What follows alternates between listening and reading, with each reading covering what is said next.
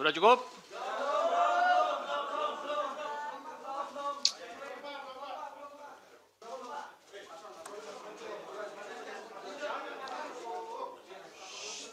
Cukup ya?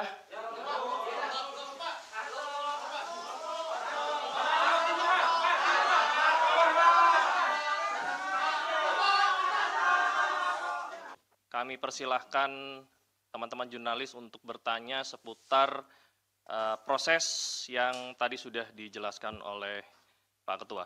Silakan. Iya, mau nanya dalam perkembangan kasus. Nama dan medianya ya, Mas. Saya Chandra dari Metro TV. Sebelumnya KPK pernah memeriksa salah satu politikus PDIP, Yasona Lawli.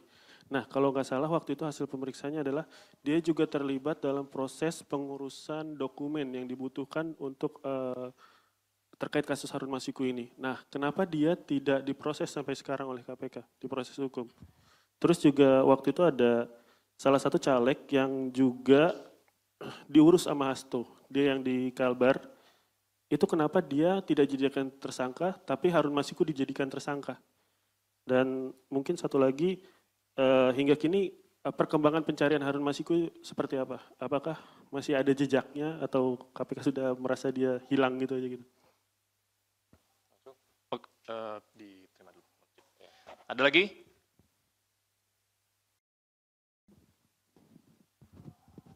Selamat sore Pak Ketua, Pak Setio, Pak Asep, dan Pak Desa.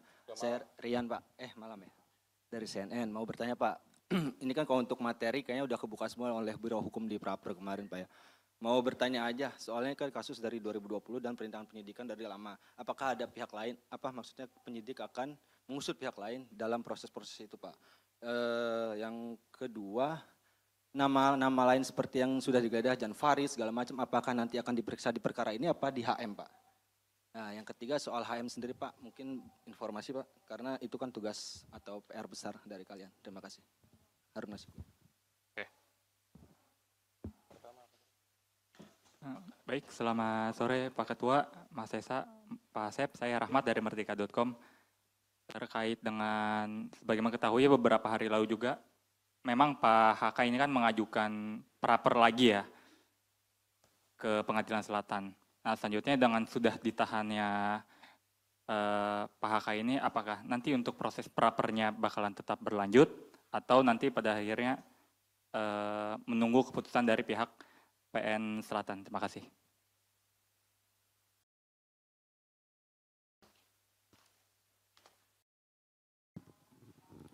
Baik, terima kasih Mas Desa, Pak Asep, dan Pak Setio. Izin saya Fadil dari Wartawan Kumparan. Mau bertanya terkait dengan kasus ini kan sejak, mungkin terhitung sejak Pak Hasto ini ditetapkan sebagai tersangka, KPK terus melakukan pengusutan kasus mulai dari memeriksa sejumlah saksi terus menerus gitu. Dan bahkan sampai juga memeriksa seperti Yasona Lawli dan pejabat Dirjen Imigrasi, dan saksi-saksi yang mungkin pernah jadi terpidana juga di kasus Harun Masiku. Apakah memang KPK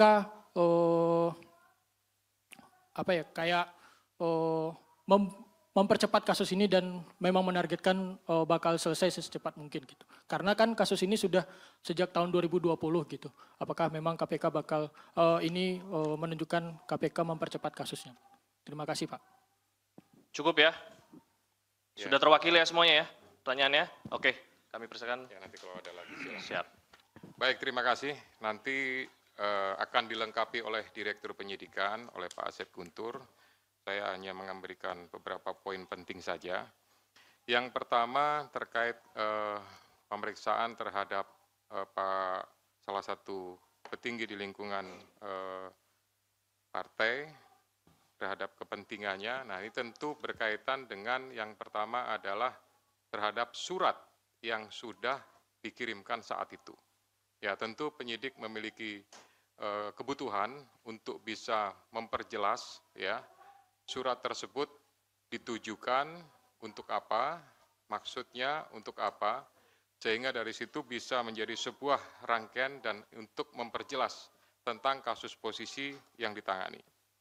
Kemudian yang kedua juga bahwa ini untuk memastikan ya terkait saat itu Harun Masiku pada saat masuk ke Indonesia di Bandara Soekarno-Hatta dipastikan apakah perbuatan yang diduga suap itu pada saat itu bahwa yang bersangkutan memang posisinya sudah ada di Indonesia, lebih tepatnya sudah di Jakarta, atau memang belum masuk. Sehingga bukan hanya terhadap yang bersangkutan saja, termasuk juga kepada Dirjen Imigrasi mantan yang sudah pernah dipanggil dan diperiksa oleh penyidik. Kemudian, nanti Pak Asep lengkapi ya. Kemudian masalah caleg, ya ini pastinya apakah ada keterlibatan. Kalau tidak ada keterlibatan, ya pasti tidak akan ditetapkan sebagai tersangka. Kemudian terhadap pencarian Harun Masiku sampai saat ini, ya penyidik masih berusaha secara maksimal untuk memastikan keberadaannya dan tetap berusaha untuk bisa melakukan penangkapan. Kami semuanya tentu dari KPK memohon restu, memohon dukungan dari seluruh masyarakat untuk bisa memberikan informasi manakala masyarakat mengetahui keberadaan yang bersangkutan. Kemudian terhadap beberapa nama ya untuk pengusutannya pasti ini juga kembali kepada kebutuhan penyidik. Manakala memang itu sesuai dengan apa yang dipersangkakan pasti akan dilakukan pemanggilan ya bahkan tidak menutup kemungkinan akan adanya proses lebih lanjut ya. Kemudian berhubungan dengan masalah praper ya. Praper ini adalah kewenangan dari pengadilan negeri ya untuk melakukan pemeriksaan terhadap beberapa hal yang berhubungan dengan proses penegakan hukum. Nah, ini tentu apakah berlanjut dan lain-lain yaitu keputusan dari sana.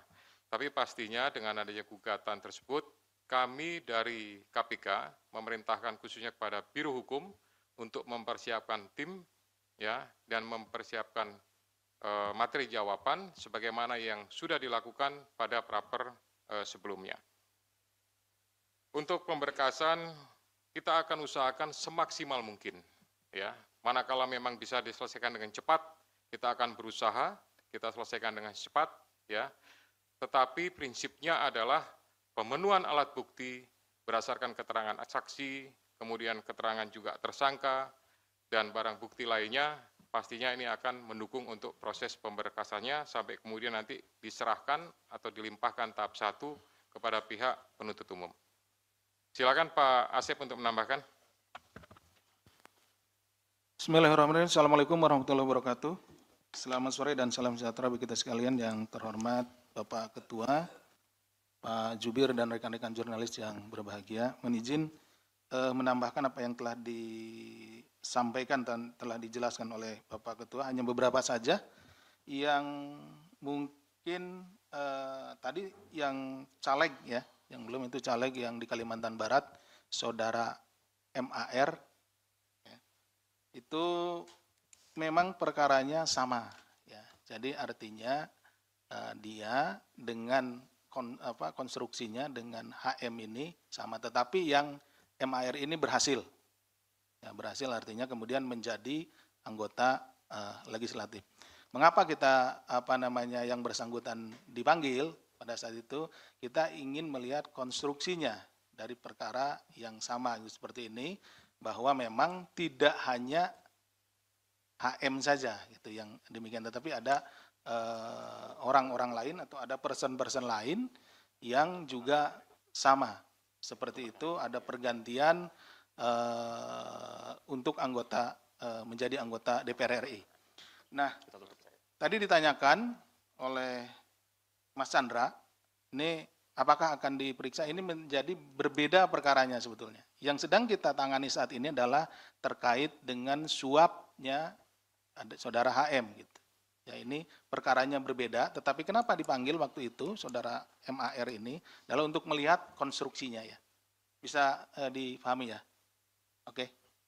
Kemudian dari Mas Rian, ini ada beberapa nama lain yang disebutkan seperti YF dan lain-lain, tentu itu nanti pada waktunya akan kita minta keterangan. Kan kita panggil ke sini dan diminta untuk menjelaskan beberapa hal terkait dengan dokumen maupun juga yang lainnya yang kita sita di kediamannya. Jadi tentu yang bersangkutan akan kita panggil, kita hadirkan di sini untuk menjelaskan hal tersebut. Oke, Mas Rian?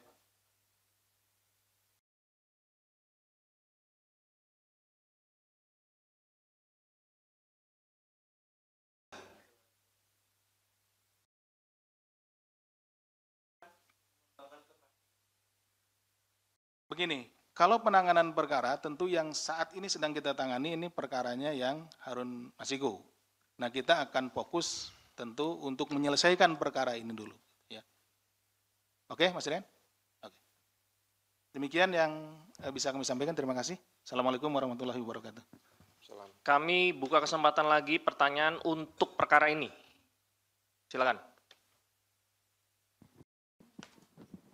Saya Ridwan dari Jawa Pos, Pak.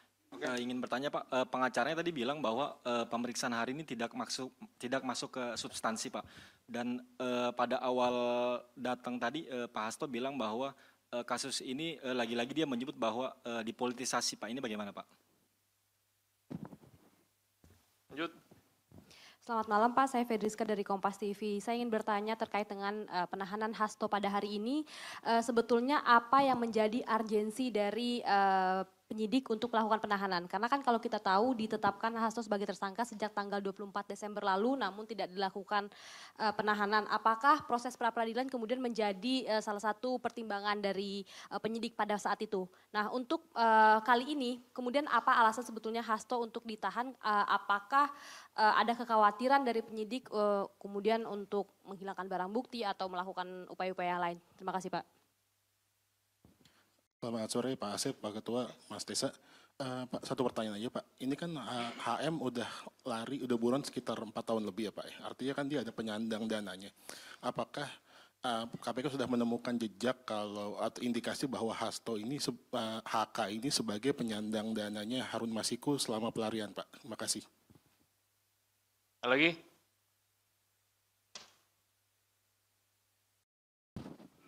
Selamat sore, saya Bayu dari Zinpo ID. Mohon izin Pak, mau bertanya terkait dengan masalah kasus Hasto yang di obstruction of justice. Kalau seandainya kita lihat konstruksi perkaranya obstruction of justice di sini kan adalah menghalang-halangi proses penyidikan.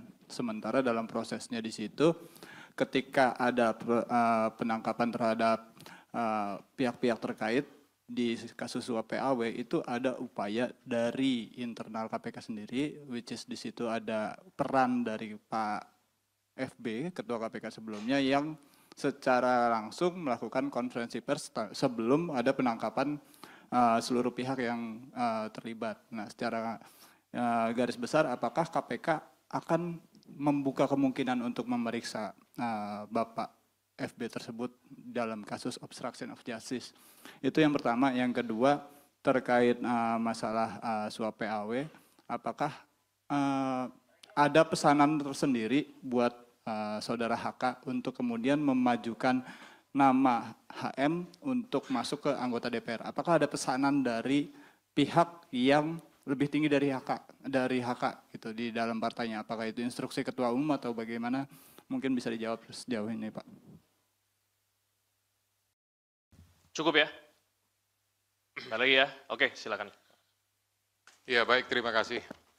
Jadi, tadi sampaikan bahwa pertanyaan hari ini tidak masuk pada substansi, gitu ya. Yang bersangkutan ini kan sudah dilakukan pemanggilan dan pemeriksaan beberapa kali, gitu. Nah, oleh karena itu ini sebenarnya bagian daripada melengkapi, kemudian nanti masih ada kesempatan yang bisa dilakukan oleh penyidik untuk melakukan pendalaman lagi, untuk melakukan pemeriksaan lagi pada saat yang bersangkutan statusnya sudah dalam tahanan. Gitu.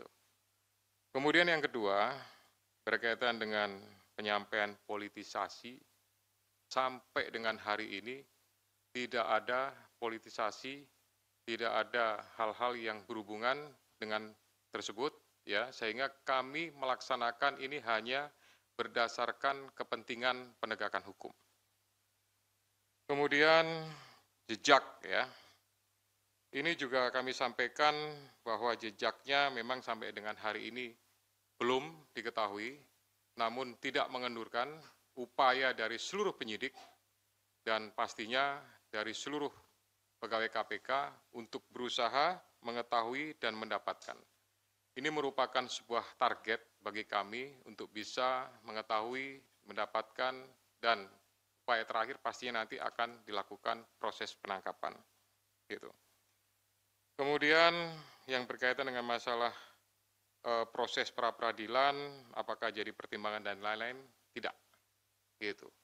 Kami semuanya, khususnya pimpinan, menyerahkan untuk waktu pemeriksaan, penahanan sepenuhnya kepada penyidik, ya, sehingga penyidik betul-betul memiliki kecukupan terhadap alat bukti atau barang buktinya, maka di saat waktu yang tepat, hari inilah maka dilakukan proses penahanan. Kemudian alasan penahanan itu merupakan alasan subjektif yang dimiliki oleh penyidik, dipertimbangkan pastinya kekhawatiran untuk melarikan diri, menghilangkan barang bukti, ya, dan pastinya kami untuk mempermudah proses penyidikan lebih lanjut, pemeriksaan-pemeriksaan, ya, juga termasuk juga nanti akan mendetailkan terhadap alat bukti, dokumen, dan lain-lain yang segera dilakukan oleh penyidik.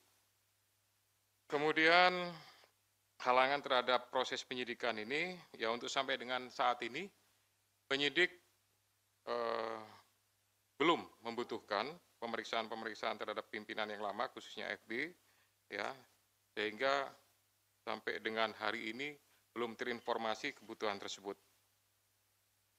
Demikian juga untuk pihak yang lebih tinggi, ya, sampai sekarang juga belum dibutuhkan oleh penyidik, sehingga nanti fokusnya adalah pada beberapa pihak yang sudah diperiksa, sudah dipanggil, ya, ini nanti pasti akan ada mungkin pemanggilan lagi, sekali lagi untuk melakukan pendalaman terhadap pengungkapan, ya, proses penanganan perkara yang sekarang ini dilakukan penahanan.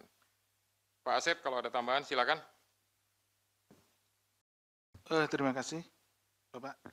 Mohon izin menyampaikan terkait tadi ada pertanyaan mengenai dari HM ini apakah Saudara HK ini penyandang dana gitu ya, penyandang dana atau yang membiayai.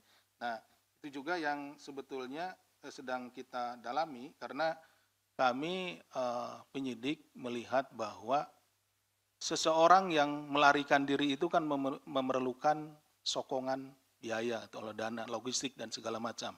Karena berpindah-pindah tempat, kemudian untuk misalkan menyewa tempat dan lain-lain, transportasi dan lain-lain. Itulah sebabnya kita sedang mendalami itu. Itu ya. Tapi sampai sejauh ini menjadi materi ya, materi yang sedang kita dalami. Jadi mohon maaf belum bisa kita sampaikan ya. Jadi sabar, nanti kita tentu juga akan sampai ke sana. Siapa saja yang menjadi donatur dalam hal ini. Kenapa? Karena orang melarikan diri kan tidak bisa kerja dan lain-lain karena dia ketahuan sama halayak gitu. Dia pasti bersembunyi dan tentu untuk kebutuhan hidup sehari-harinya harus ada yang nanggung. Nah, seperti itu yang sedang kita dalami. Itu mungkin yang tambahan dari kami. Terima kasih. Assalamualaikum warahmatullahi wabarakatuh. Waalaikumsalam warahmatullahi wabarakatuh.